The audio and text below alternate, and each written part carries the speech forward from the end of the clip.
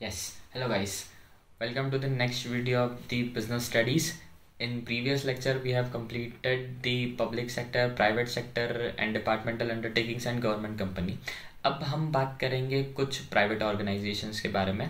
तो private organizations are somewhat what कि अगर सारा कंट्रोल गवर्नमेंट से हटा के पूरे प्राइवेट इंडिविजुअल पर डाल दिया जाए then it is a private sector.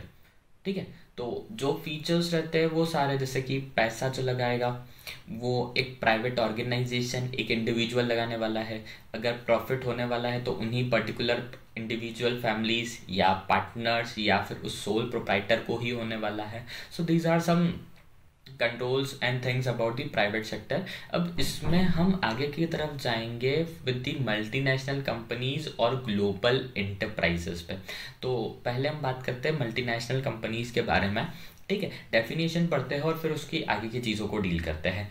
First, multinational company में be defined of a company that has business operation in several countries by having its factories, branches or offices in those countries, but it has headquarters in one country in which it is incorporated. देखो, multinational company में क्या होता है कि ये एक ऐसी company होती है जिसके अलग अलग factories, outlet, shops, head offices अलग अलग कंट्रीज में होते हैं, लेकिन इसका हेडक्वार्टर सिर्फ एक कंट्री में होता है. ठीक है, जहाँ से ये स्टार्ट हुई है वहाँ पे इसका हेडक्वार्टर्स होता है और इसके ऑफिसेस अलग अलग कंट्रीज में होते हैं और वहीं से इसका सारा पूरा क्या चलता है, कंट्रोल कर चलता है. तो एक ऐसी कंपनी जो अलग अलग कंट्रीज में सेटअप है, then it is known as multinational company, मतलब वो अलग अलग नेशन में ऑपरेट करती है. Next is features of multinational company. कि अब ये मल्टीनेशनल कंपनी के फीचर्स क्या क्या होते हैं. First, huge capital resource. अब देखो, अगर मल्टीनेशनल कंपनी है, अलग अलग कंट्रीज़ में डील कर रहा है, अलग अलग प्रोडक्ट्स पे डील कर रहा है, तो बट ऑब्वियस है कि यहाँ पे जो रिसोर्स है, जो कैपिटल अमाउंट है, जो पैसा है, वो बहुत ज़्यादा होता है.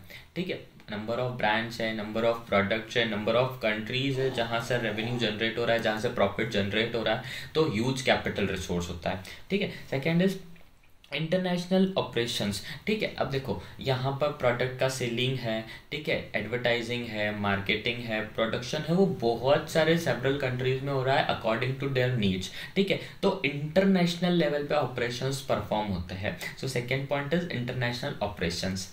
Third one is centralised control. अब व्हाट इज सेंट्रलाइज्ड कंट्रोल? कि भैया जिस जिस कंट्री में है वहाँ पर अलग अलग इनके हेडक्वार्टर्स बनाए गए हैं और ये जो हेडक्वार्टर्स है ये वहीं से उस पर्टिकुलर कंट्री में वहीं से उसी हेडक्वार्टर से ऑपरेट होते हैं, जिसका पूरा कंट्रोल दिया जाता है इसको, जो मेन हेडक्वार्टर है उनको.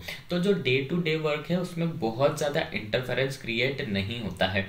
एक कमांड हेडक्वार्टर से मेन कंट्री से होस्ट कंट्री पर आई, अब वो होस्ट कंट्री अपने यहाँ के सारे ऑफिस को मैनेज करेगी. ठीक है, फिर आता है फॉरेन कोलैबोरेशंस. अब फॉरेन कोलैबोरेशन का मतलब क्या होता है? देखो, अगर इंटरनेशनल कंपनी है, मल्टीनेशनल कंपनी है, तो यूजुअली ये वर्क करती है on the basis of collaborations. Collaborations का मतलब ये कि बाहर की कंपनी है हमारे यहाँ पर आएगी तो किसी एक लोकल वेंचर के साथ टाई अप करेगी ना, खुद आके सेटअप नहीं होगी. हमारे यहाँ जो एक ऑर्गेनाइजेशन है उसके साथ में कोलैबोरेशंस करेगी और उसके बाद में वो अपनी क्या करेगी, सर्विसेज को प्रोवाइड करेगी.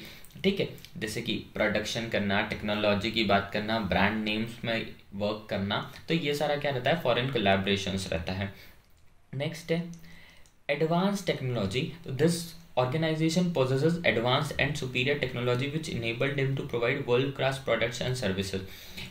अगर मल्टीनेशनल कंपनी है ना तो इनके पास टेक्नोलॉजी बहुत हाई अपग्रेडेड लेवल की रहती है, जिसकी वजह से इनके प्रोडक्ट्स एंड सर्विसेज बहुत ज़्यादा हाई क्वालिटी के रहते हैं.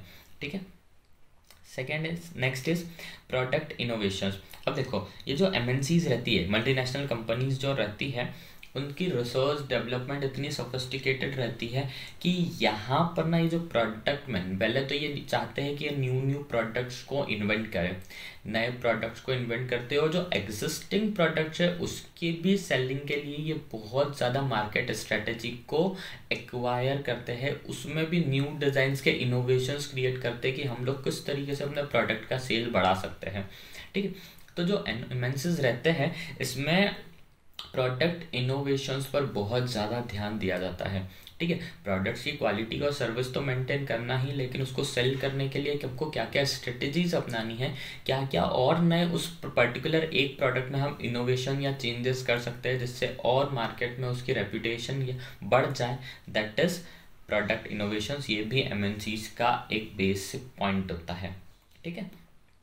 Next is market strategy. अब एमएनसीज ना बिल्कुल एग्रेसिव मार्केट स्ट्रेटजीज पे डील करती है। अगर वो इतना पैसा लगा रही है तो ज़्यादा पैसा प्रमोशन, एडवर्टाइजमेंट, सेल्स पे भी लगाती है कि किस तरीके से वो अपने प्रोडक्ट्स और सर्विसेज को ज़्यादातर मार्केट में लॉन्च कर सके, ज़्यादा अच्छे से एस्टेब्लिश खुद को कर सके और अपने मार्केट में नाम, सेल्स, रेवेन्यू, प्रॉफिट, मार्केटिंग को इंक्रीज कर सके, ठीक है।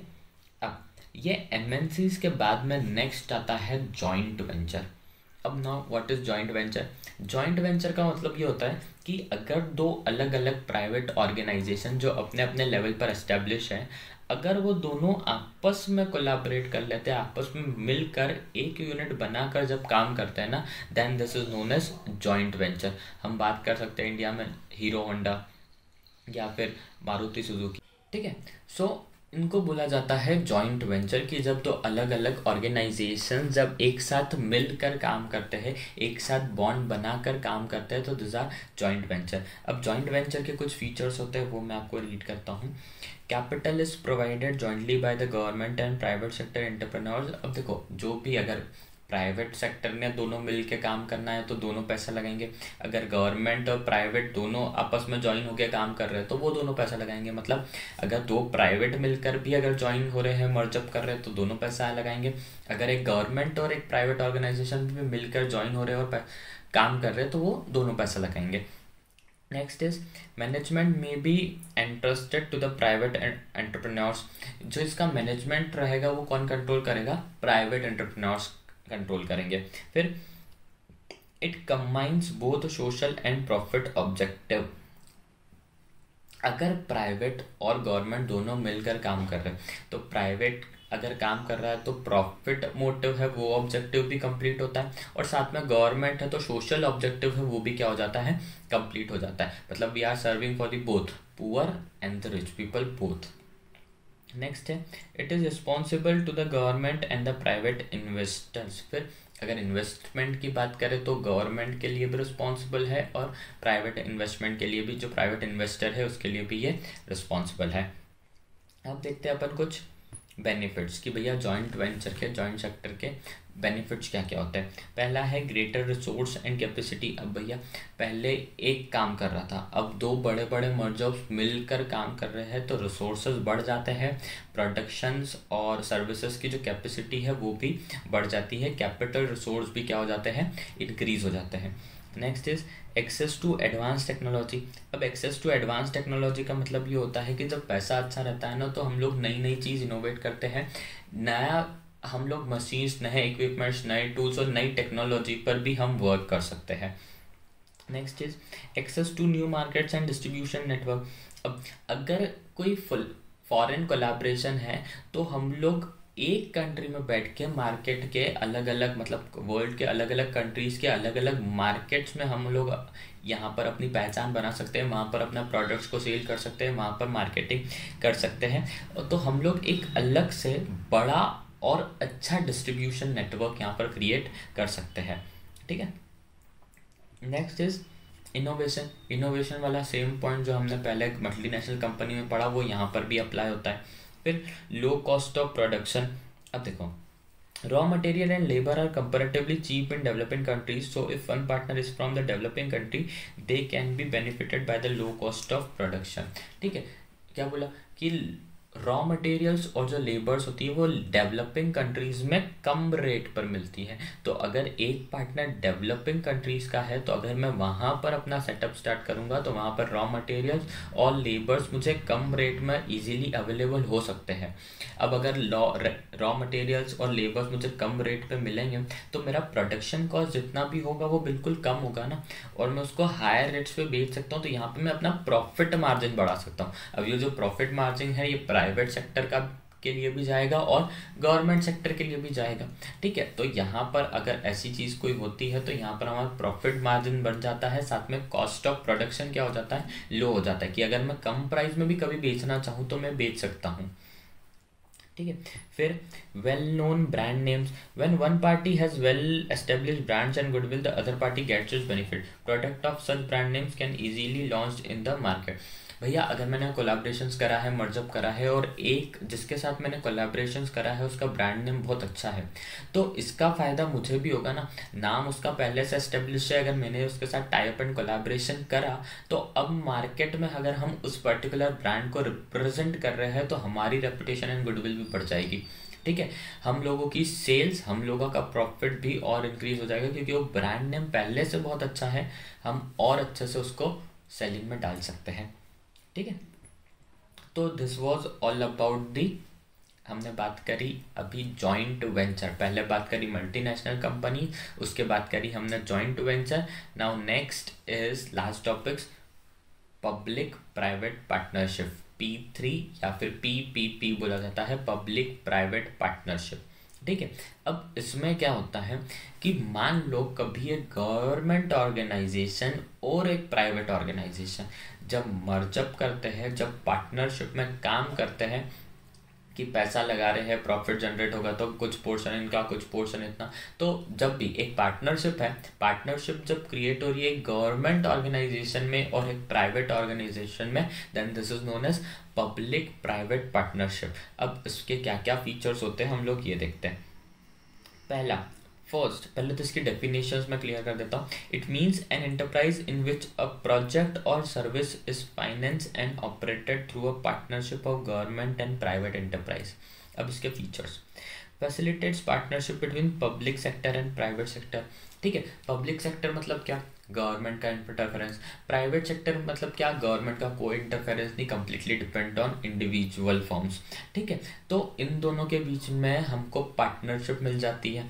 Second, pertaining high priority projects, ऐसे प्रोजेक्ट्स जो बिल्कुल हाई प्रायोरिटी के रहते हैं कि हमको इजी फटाफट करना ही है, तो यहाँ पर ये काम में आता है कि गवर्नमेंट के साथ में हमने पार्टनरशिप करी तो हमको वहाँ से भी हेल्प मिल जाती है। सेम गवर्नमेंट का भी रहता है कि इंडिविजुअल के साथ में पार्टनरशिप करी तो काफ़ी इजीली हमको हेल्प मिल जाती है, फ्लेक्सिबिलिटी मिल जाती है, उनके काम करने का तरीका, इनके काम करने का तरीका दोनों मिक्स हो जाता है।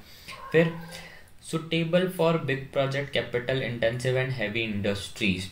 क्या, अब सुटेबल फॉर बिग प्रोजेक्ट्स, अगर कोई बड़े बड़े प्रोजेक्ट्स है जहाँ पर दोनों को मिलकर काम करने से फ़ायदा हो सकता है, तो यहाँ पर पब्लिक प्राइवेट पार्टनरशिप्स होती है, बड़ी बड़ी इंडस्ट्रीज हो गई। ठीक है, नेक्स्ट है public welfare, example Delhi metro railway corporation. अब देखो पब्लिक वेलफेयर इसका एक फीचर रहता है, जैसे दिल्ली का मेट्रो है, जो दिल्ली का मेट्रो प्रोजेक्ट है, that is a example of public private partnership. ठीक है, next sharing revenue, revenue is shared between government and private enterprises in the agreed ratio. मान लो जिस भी पर्टिकुलर रेशियो में इनकी पार्टनरशिप हुई है, ठीक है, मान लो गवर्नमेंट का 60% है, प्राइवेट का 40% है, या फिर मैंने बोला प्राइवेट का 45% है, गवर्नमेंट का 55% है, या फिर हाफ हाफ है, 50-50% है, जिस भी रेशियो में ये दोनों एग्री हुए हैं, अब इसका जो प्रॉफिट होगा, जो रेवेन्यू जनरेट होगा, या फिर जो भी ट्रांजेक्शन्स में से प्रॉफिट होगा, वो भी इसी इक्वल रेशियो में क्या होगा, डिस्ट्रीब्यूट होगा, चाहे वो प्रॉफिट है चाहे वो लॉस है, जिस एग्रीड वैल्यू पे, जिस एग्रीड रेशियो पे पार्टनरशिप हुई है, उसी के अकॉर्डेंस में इसका डिस्ट्रीब्यूशन होगा। ठीक है, so this was all about the public private partnership. यहाँ पर ये वाला चैप्टर आपका पूरी तरीके से कंप्लीट हो जाता है। इसके अलावा कुछ डाउट्स रहते हैं तो आप अपनी बुक से कंटिन्यू करें। ठीक है, अगर डाउट्स आते हैं तो स्कूल में आके पूछ लीजिए। ठीक है, और बाकी का फिर अगले वीडियो में हम नेक्स्ट चैप्टर स्टार्ट करेंगे। यहाँ पर चैप्टर नंबर 3 आपका कंप्लीट हो जाता है। अगले वीडियो में हम लोग चैप्टर नंबर पहले 5 स्टार्ट करेंगे। ठीक है, okay, till then take care, अगली क्लास में मिलते हैं।